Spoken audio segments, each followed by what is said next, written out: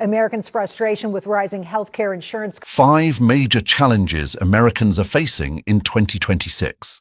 73% describing economic conditions right now. 73% of Americans say healthcare costs are a very big problem right now. That's a record number, according to Pew Research.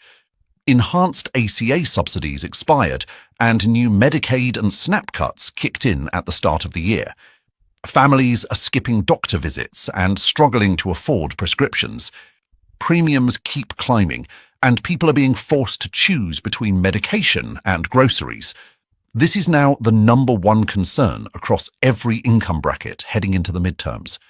Aren't enough to make it to the end of the month. 66% of Americans say rising prices are still their biggest everyday problem. Overall inflation has cooled on paper, but groceries, housing, and gas are still squeezing families hard. A CNN poll found one person saying, "My life is not affordable and nobody cares." Affordability is the dominant concern heading into November. Stanford researchers say the economy looks strong on the surface, but the average household is not feeling any relief at the checkout line or the pump. Uncertainty. 64% of Americans now say the national debt is a very big problem, and that number keeps climbing. That's a significant jump from last year, according to Pew Research.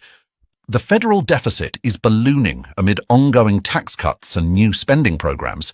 The Iran situation alone has cost $29 billion so far. People are asking where the money is coming from and what it means for their kids and grandkids. Long-term fiscal sustainability is now a mainstream kitchen table concern, not just a policy debate.